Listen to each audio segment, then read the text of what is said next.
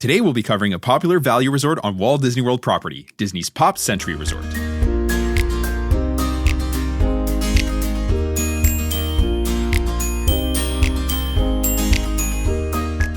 Hello and welcome to the Let's Go to Disney podcast. I'm Oliver. And I'm Lucy. Today is Sunday, June 15th, and you're listening to episode 92, Resort Spotlight, Disney's Pop Century Resort. Before we get into today's main topic, here's what's going on in the parks right now. The walls around Test Track were dropped this week. They were replaced by those kind of bushes that are in those brown rolly carts. Mm-hmm. And, those can actually be moved super easily. So this can only be a good thing, right? And all signs point to the fact that this ride should open as expected later this summer. We don't have, an exact opening date yet. We're waiting patiently to hear for that. And we're going to share that here as soon as we hear more. Absolutely. The Muppets Courtyard area of the Hollywood Studios is now officially closed to the public, and construction walls are actually up now. And we won't have access to this area of the park until it reopens as Monsters Inc. Land, sometime in 2027, maybe even later. We don't know exactly, right? But we're excited for that. Yeah. I didn't really have ties to Muppets Courtyard. It was great and all, but I'm really excited for this new land. No, and that's the thing. We know some people really love the Muppets, and I don't think it's going to be a bad thing. It's going to be a nice refresh. Agreed. And Disney also announced on that note, right, the closing timeline for Rock and Roller Coaster, because that's going to reopen with a Muppets theme, right? So they're not going away forever. They're just going down Sunset Boulevard. Disney said that this is going to open in 2026. So we mentioned it last week. Rock and Roller Coaster is set to remain open for the entirety of 2025. So this is a pretty tight window of time to complete the retheme when you think about it. For example, Tiana's Bayou Adventure took 18 months. It did. So we're assuming 2026 opening is going to be very late in the year, maybe slip into 2027, if there's any kind of delay whatsoever. And on that note, Disney also shared a refreshed look at the concept art for Monsters Inc. Land. And there are some subtle changes from the initial concept art that they released back at D23 last year. So of note, it looks like the fountain that was there with Miss Piggy is going to remain, but it's just going to be rethemed, right? And to something Monsters Inc., maybe Sully and Mike or something like that. And it also looks like there's going to be a portion of the main attraction queue at the back of the land that's going to be outside. And there's also a hint at a playground or something, at the very least, some interactive elements to the left of the entrance to that main ride building. This whole area is currently not actually a part of the Muppets Courtyard. That's actually backstage right now. So that's going to be built out and be part of the park when it does reopen, which is pretty cool. Very cool. So in advanced dining reservation news, we got an update a little while back allowing you to look for multiple dates for multiple times for a restaurant that you were really looking to book, which is already a great change because if it was somewhere you really wanted to eat, you could check availability and then kind of work around that. Well, now you can do that for several restaurants at once. You'll be able to filter the restaurants you want to dine at and see their availability over a date range of up to 10 days. You can filter the specific restaurant types and even filter by time of day. So long story short, these filters will give you more flexibility to make it easier for you to work your dining reservations around your other plans. Advanced dining reservations have actually become so much easier in the last couple of years, and it makes the stressful experience just a little bit more pleasant. That's for sure. Agreed. No, 100%. And, I remember back, even not that long ago, circa 2022-ish, it was, you had to basically look for the exact restaurant and then just filter by times for a specific day. But now, just having the flexibility to look across multiple days, if you really want to dine at Ohana, for example, you can filter that and then look for, the entirety of the whatever 6-7 days you're there, see what date has the time that best works for you. Absolutely. And then just work around I love that, it. which is really nice. Yeah. And then over in Disneyland, we got some Oogie Boogie Bash news for 2025. The Spooky Party will run on select nights from August 17th till October 31st this year. Inspire Magic Key holders can purchase tickets on June 24th, and then all other Magic Key holders on June 25th. And then tickets are going to go on sale for the general public on June 26th at 9 a.m. Pacific time. Tickets are going to range between $139 to $199 per person, with the most expensive dates being obviously the first party and then the dates closest to Halloween, just like it does at Magic Kingdom for Mickey's Not So Scary Halloween Party. Yeah, exactly. That's right. In snack news, last year, the fresh fruit waffle sandwich with hazelnut spread from Sleepy Hollow in Magic Kingdom was replaced by a Mickey-shaped waffle with fruit and hazelnut spread. That was good, right? Yeah. Just not as good. Well, we're happy to say that the waffle sandwich is back with the original round waffles that were, around before. And now we can't wait for our next trip just to go, try one of our favorite snacks in Magic Kingdom. Consistently, it was one of our go-tos. One morning, we usually have 2 Magic Kingdom days on our trip, right? So one morning we'll have a cinnamon roll, and then the second morning we would have the fresh fruit Nutella waffle. Every time. And they call it hazelnut spread, but it's basically Nutella. Yes. Yeah. No, we are very happy to have that back on the menu.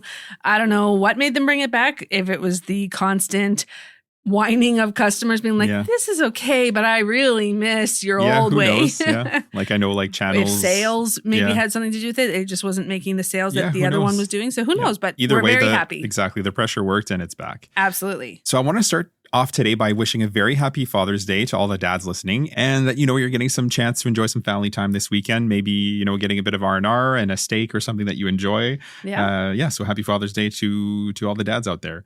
We're having a nice weekend so far. We are. We went to see the new live action How to Train Your Dragon last night, which we all enjoyed. I thought it was really cute. It was really great. It was very well done. Yeah, really well done. And Gerard Butler did a good job as like the tough dad. And the new kids on the block there, all the actors, they did a really great job. The kid that was playing Hiccup did a great job. Yeah, no, for sure. And like the CGI dragons didn't feel overly fake. So it was overall it was a really good movie. I enjoyed it. Yeah, we went for supper. And then today we've actually been able to not have anything on our schedule, which is for rare. the first time in forever. So we were able to just go at our own pace, essentially. Yeah, and we went to Dairy Queen for a couple of ice creams a little bit ago, which the kids were super thrilled about. So yes, normally we would spend probably Father's Day supper with my dad and mom, but they're up in Whitehorse right now with my sisters. So it'll just be the four of us, and that's okay too. Yep, exactly. So with that said, let's get into today's main topic, which is Disney's Pop Century Resort. So I recently spent a few nights here in February, and it was a great stay all in all. I was able to walk through almost all of the updates for the quick service location and the store here. They were just wrapping up a few things during my stay,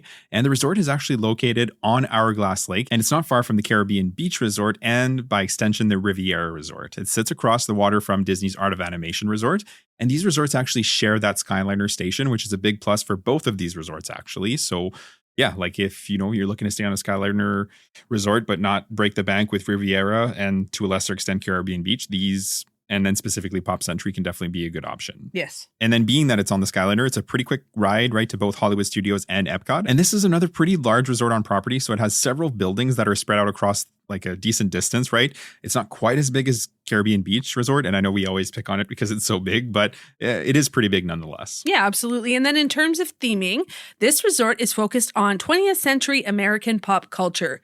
So each of the buildings are named and themed to the decades between 1950 and 1990. Each building, so the 50s, 60s, 70s, 80s, and 90s, are themed to these decades, and each feature oversized icons, bright colors, and larger-than-life objects representing the decades of where they are located. So, for example, in the 50s, you have a pool shaped like a bowling pin, a giant jukebox, and a Lady and the Tramp statue. Each of the buildings have bright colors on the outside, and it definitely has pops of color, pun intended. Yeah, definitely.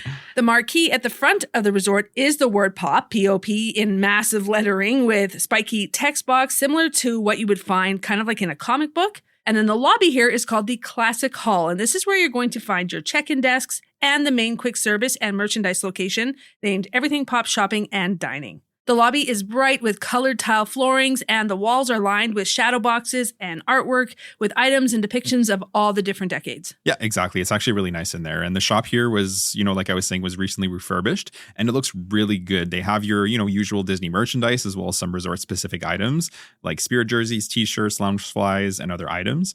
One thing they didn't have there when I stayed earlier this year actually was a refrigerator magnet, which I was bummed about because, I collect these for the resorts, right? So I'll have to pop over there.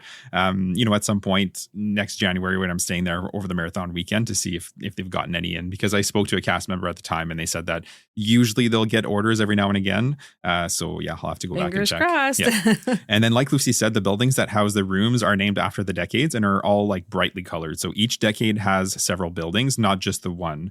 These are 4 stories high and the rooms have exterior hallways, right? And are all shaped like massive T's, right? Like the letter T.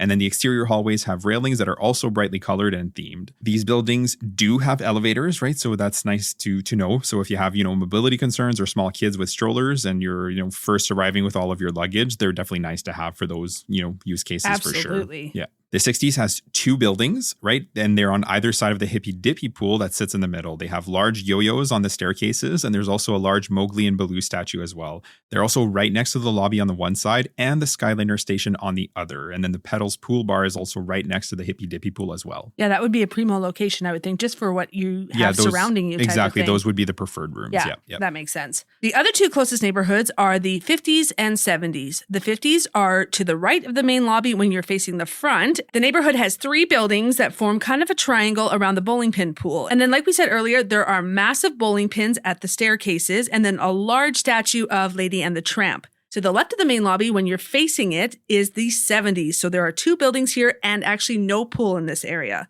There's a large Mickey phone and tricycle, massive 8-track tapes at the stairwells, and then large foosball players as well. Still further left from the 70s and then furthest from the lobby is the 80s. These are 2 buildings that are facing each other, and then it has the computer pool in the middle. There's a giant Walkman and a Roger Rabbit statue, and the stairwells are massive Rubik's Cubes. The 90s are actually a part of the 80s. So the 90s is a single building that faces the 80s in a triangle, just like over in the 50s, except there's different theming on this end. The statues are a computer and a hard drive and floppy disks, of course. For those parents that remember what those are. Yeah, absolutely. And then the staircases are big old cell phones. And we're not talking an iPhone. No, exactly. And I stayed in the 80s when I was there in February. And these are the furthest buildings from the lobby and then the Skyliner station. It's a decent walk, but I didn't find it too bad. Definitely not as bad as the walk from like Trinidad to the main lobby over at Caribbean Beach. Yeah, just like as a comparison. In terms of room categories, you only have the 2, which are standard rooms or preferred rooms. And then under those categories, there's standard view rooms and pool views. So the preferred rooms are closest to Classic Hall, which Lucy was kind of talking about, right? Classic Hall being the lobby, and then by extension, shopping and dining, and then the Skyliner station as well. These rooms are closer to transportation, not just Skyliner, but also the bus station, which actually is at the front of the lobby. Your standard room starts somewhere around $200 a night or so, less with discounts that are offered throughout the year, and then sometimes more during busier seasons. The pool view rooms are on average $20 more per night-ish, and the preferred rooms with standard or pool views average somewhere between $30 and $15 more than the standard rooms per night. Each room either has a queen or a king-size bed with a second queen pull-down bed that doubles as like a table, which is actually really nice to have. It has like chairs as well. Oh, that is really nice. Yeah, so you can actually sit down or get some work done. You don't even get that sometimes in the moderates. No, exactly. That's a bonus. Yeah, it's definitely nice to have. And they also have a beverage cooler in here with a small counter space with a coffee maker as well, which, again, is nice. It does have those flat screen TVs that they have in the newer rooms, right? When you show up, like they have your name, like welcome, Kuzno Party or whatever the thing is. And the washrooms have a tub and shower combo and the toilet, which are separated by a sliding door from the sink and the mirror area, which is nice. We've always liked that kind of setup just because you can kind of be doing 2 things at once. Somebody's can be in one showering area. And then somebody's getting ready. Yeah, we've always liked that. Yep. The rooms themselves have natural wood-colored floors and then the subtle pops of color in the curtains and the artwork above the bed. These are framed Mickey prints of different colors. And the walls are painted a light cream color, and then the bed frame, table, and TV stand are all those wood-paneled types with white tops.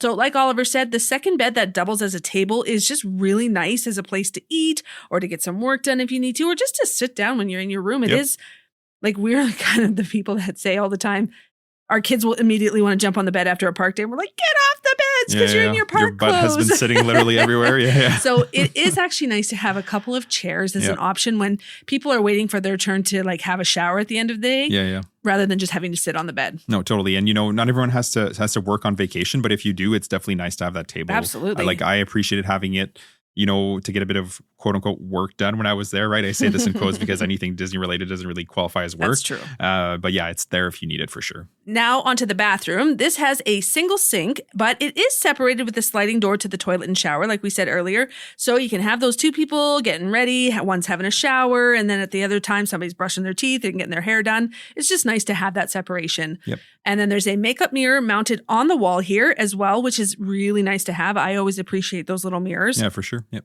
The bathroom is nice and bright too. It doesn't feel dark or dingy at all. We definitely like the rooms here. They're very functional. So between the fold-up bed and table, the layout just is a lot more workable for a couple or a small family. So it's definitely a good option for a value room if you are considering staying on property, but really just don't want to break the bank. Yeah, exactly. I couldn't agree more. I really like the rooms here, right? Much more than the Little Mermaid rooms over at Art of Animation. So definitely something to consider there. One thing we will mention for Pop, if you're considering a stay here in the next year or so, Pop Century is actually going to be undergoing a room refurbishment for 2025 into the first couple months of 2026. So Disney has said that all amenities will remain available, but if you might notice some construction essentially during the daytime. They also said that January 25th through 31st, 2026, the Skyliner is going to be closed for refurbishment. So definitely something to consider if you're thinking about staying there during this time. Huge consideration. We alluded to that, right? It didn't actually Yeah. close like it usually does, but it is confirmed to be closing during that time for next year, right? The rooms at Pop, as of this recording, right, definitely don't feel outdated. They were refurbished in 2017 prior to like this refresh. So it's really not been that long, like, you know, all things considered. And it's unclear what this refurbishment is going to bring at this point, but expect changes like updated furnishings, new paint and artwork, flooring, decor, and some of the maybe furniture pieces, right? Sometimes these changes are significant and totally like change the feel and the look of the room. And sometimes they're a little bit more subtle, right? And it's just more subtle. So time will tell on that front.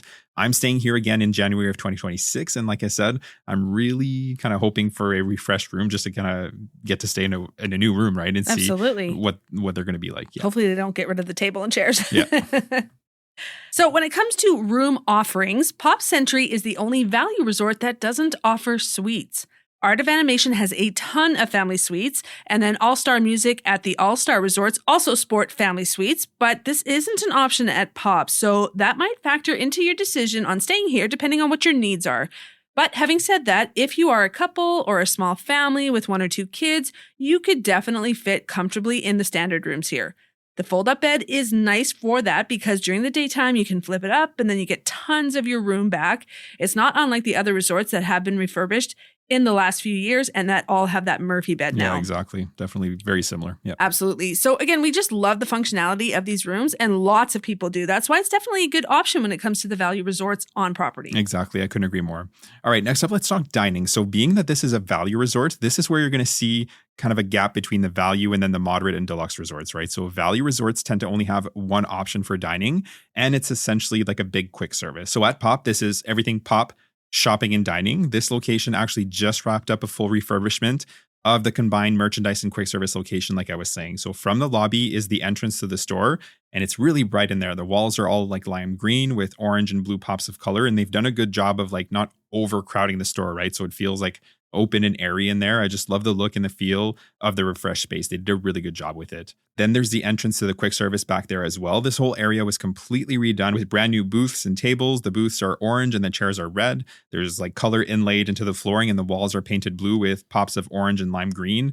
And yeah, like the tills, the drink stations, everything, it's just been completely redone from top to bottom, and it was needed. So it looks really good in there now. I really like the look and the feel of it. Absolutely. It makes people then want to dine there more sure. often, right? Yeah, Because you're absolutely. feeling like it's a brand new restaurant. It's No, and exciting. that's the thing. And when you see the photos of it, you're like, Ooh, it looks very nice. it looks new, right? So you might be more inclined to stay there. Absolutely. So this typically opens at 7 a.m. and it stays open until about 11 p.m. It serves breakfast, lunch, and dinner, and then offers your typical Disney quick service options.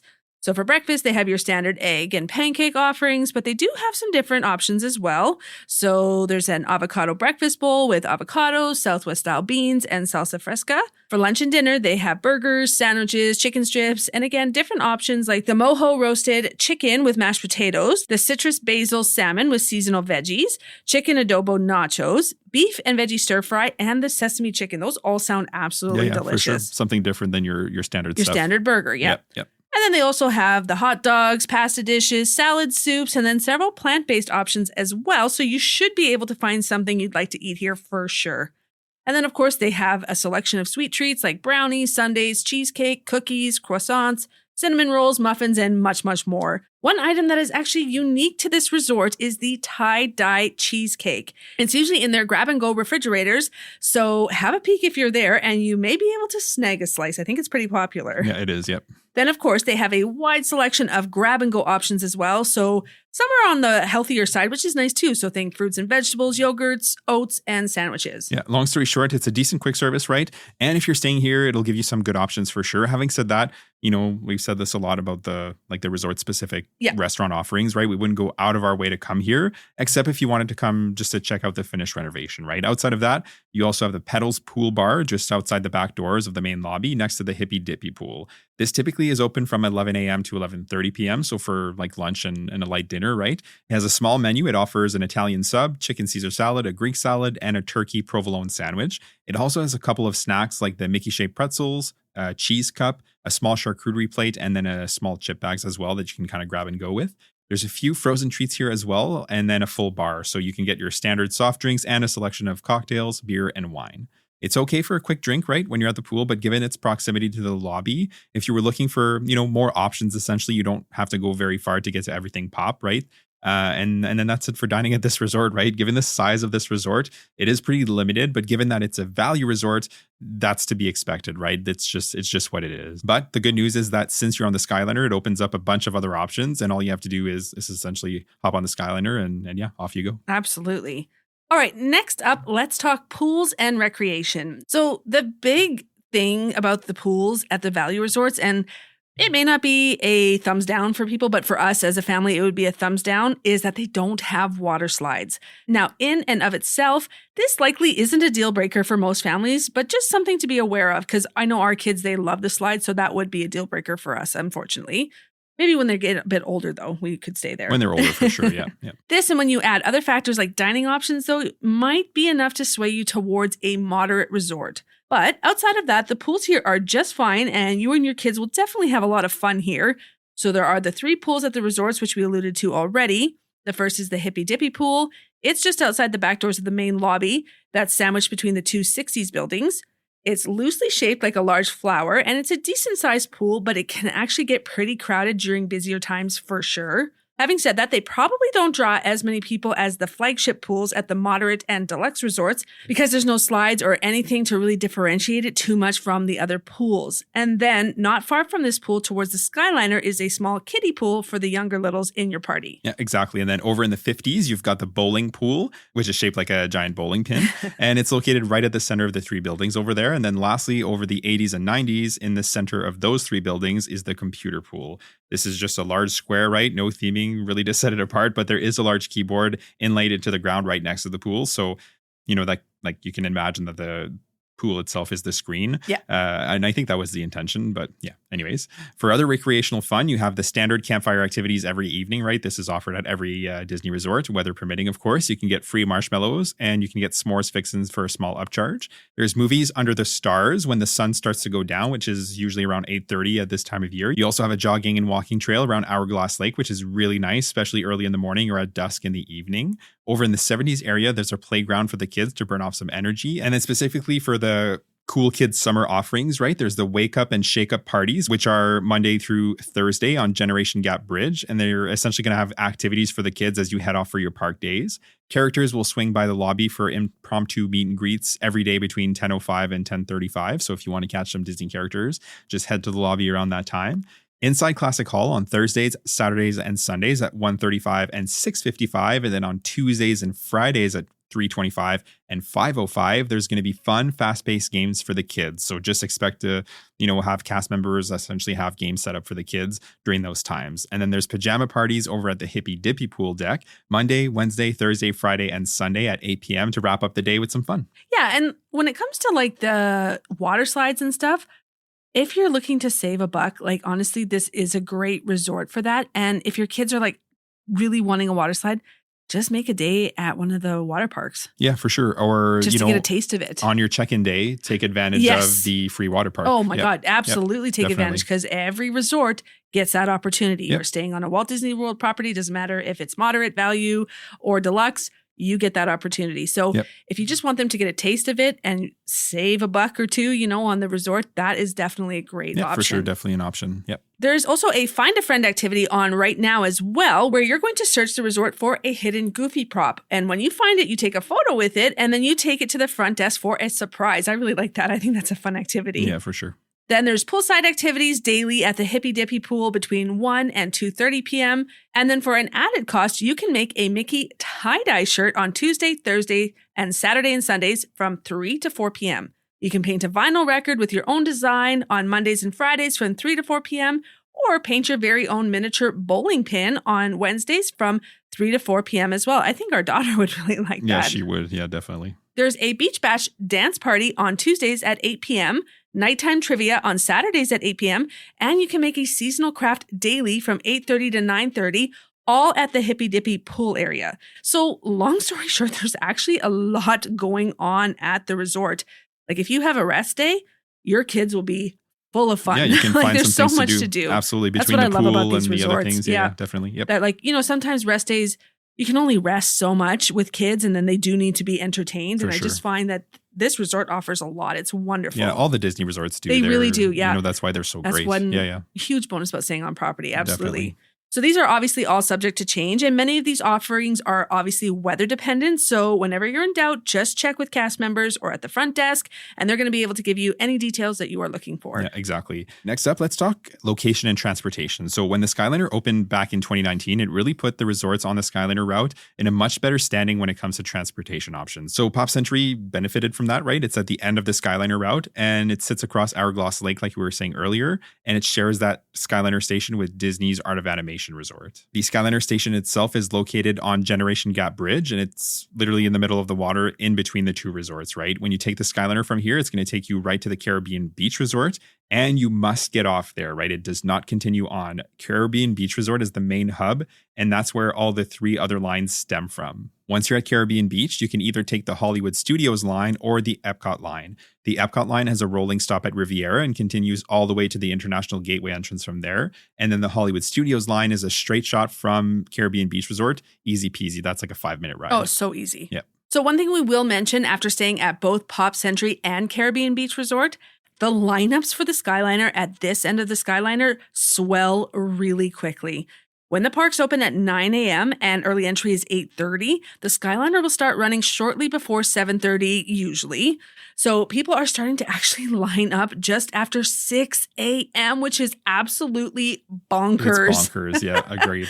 I remember when you were there last January, you sent me a video and I was like, I'm sorry, did you not rope drop? Like, where are you stuck? And he's like, no. This is the Skyliner line. Yeah. So we're not suggesting that you need to arrive that early. 6 a.m. is ridiculous, especially if you have kids. No, for sure. But essentially what happens is that the guests from Pop will line up on one side of the bridge, and then the guests from Art of Animation line up on the other side.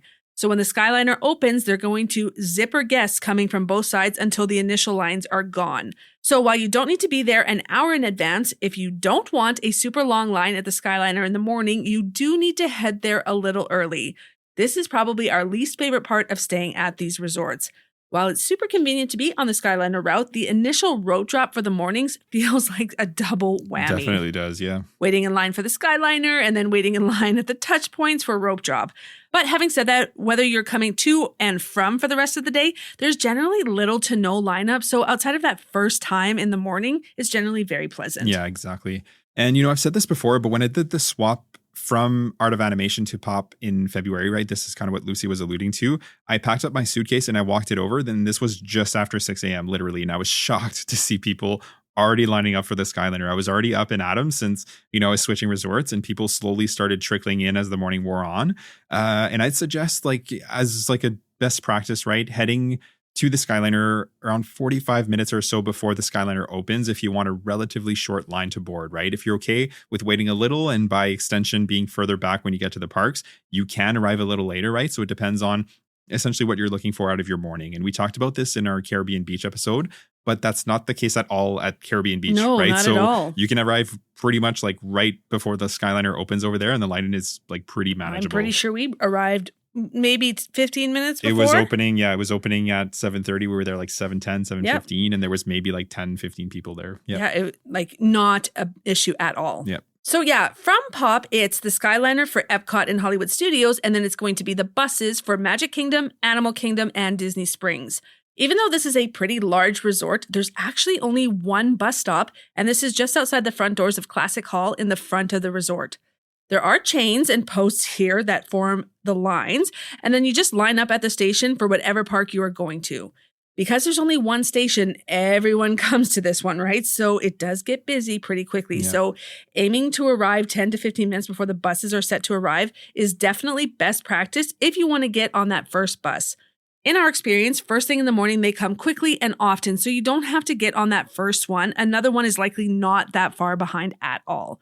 There are pros and cons to the one station. Good thing is that you don't have to contend with that internal bus loop. You get picked up and you get dropped off quickly. The bad thing though is that if your room is nowhere near the bus stop, you could have a decent walk to and from the bus station, which is always less of an issue first thing in the morning versus at the end of the day when you are dead tired after walking 20,000 steps or more during the day and you just want to get back to your hotel. And 1,000 of those steps might be walking to the bus stop in the morning. Yeah. And you're going to have to take those at the end of the night. Exactly. Yeah, exactly. That end of the day walk can definitely be a bummer for sure. So with that said, let's cover the pros and cons of staying at Pop Century like overall. So one of the big pros in our opinion is location, right? So the fact that it's on the Skyliner is definitely a nice perk when it comes to traveling to and from Epcot and Hollywood Studios. When you want to come back for a midday break, right, or a swim, you can easily do that from these parks and to these resorts, right? Plus you have quick and easy access to Caribbean Beach, Riviera, and by extension, the Boardwalk area for different dining options outside of everything pop shopping and dining, right? Which is at the resort. Another big pro is the cost. So this is probably the second most affordable option when it comes to all of Disney proper resorts, right? With the All-Stars just edging it out slightly. So consistently throughout the year, and especially with discounts, it can be pretty inexpensive to stay here by Disney standards. This is two of the main reasons why I've chosen to stay here for the marathon weekend coming up this January, like in 2026. You know, quick access to the Skyliner, and it was relatively cheap for the week. Plus, I don't need anything fancy, right? Like pool slides or dining when it's just me. I'm barely in the room, like, or at the resort in general, right? I basically go all over. You're there to sleep, essentially. Yeah, exactly, right? So I'd say this is the ideal resort for a solo trip or a couples trip where you're planning, you know, just on spending the vast majority of your time in the parks. Absolutely. I couldn't agree more. I've noticed that even when you and I just go solo, we hardly spend any time at the resort. I know, and for us, we typically stay in at least a moderate, and like it's not needed. We could easily do pop. Yeah. We're fancy now. Yeah. I agree absolutely with the pros list. And then for cons, this is kind of counterintuitive, but because it's on the far reaches of the Skyliner, it's the least convenient of the Skyliner resorts. It's a faster ride from the parks and vice versa from both the Caribbean Beach Resort and Riviera. So you'll have to transfer and take another Skyliner to get to Pop. And those lines in the morning, like we said before, are so long. It definitely can make the morning a little bit more cumbersome when it comes to rope drop. This might sound crazy, but we actually prefer rope dropping from a resort that only has buses because we've had the best success of getting there early with the buses outside of actually walking to the park. Oh, agreed. Absolutely. We consistently get there super early with the buses. Always. Whereas we've been like much, much later getting there via Skyliner or through the monorail. And it just gets Oliver's blood pumping. No, I do. I like to be. I like to be right front near the and center. Yeah. Yeah. Exactly. Yeah, and then another con, which we've kind of already touched on, is the lack of some of those amenities. So the dining options, specifically a table service restaurant, and like I said earlier, there's no slides at the pool. Again, when it's just the two of us, this is not a big deal at all. But when we have the kids with us, we typically go at least with a moderate for those specific reasons. Yeah, exactly. I couldn't agree more. And you know, the kids would actually agree with that too, right? They do take advantage of the pool and the slide, 100%. Yeah. So with all that said, we'll leave you with our closing thoughts. So we like this resort, right? When it comes to room layout, these are super functional rooms with the pull down bed that doubles as the table and seating, right? And the rooms are clean and they look fairly modern. And then they're getting a refresh on top of that, right? And I didn't feel like I was saying like, I didn't feel like they were becoming outdated at all, but that's always nice to see. So we're not complaining about that at all. Yeah. Yeah, absolutely. And if you are looking to save a bit of cash and don't plan to spend much time at the resort, this is definitely a good home base for your trip and your park days.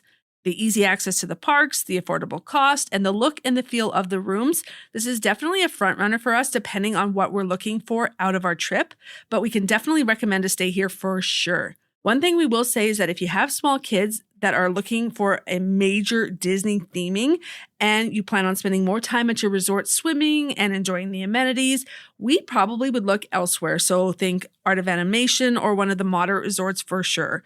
Or of course, a deluxe resort if it's in your budget. Yeah, agreed 100%. With that said, thank you for joining us today to talk Disney's Pop Century Resort. If you haven't already, make sure to subscribe to the podcast so you don't miss any future episodes. And as always, if you could leave us a rating and review, it would be greatly appreciated. If you choose to do so, you can leave reviews right on Apple Podcasts. And for Spotify, you can leave a rating. You can also find us on Instagram and TikTok at Let's Go.to-Disney, as well as on our Facebook page, Let's Go to Disney. We share some helpful reels here as well as some fun ones. The link tree in the show notes is going to take you to all of our socials. Have a great day and we'll see you real soon.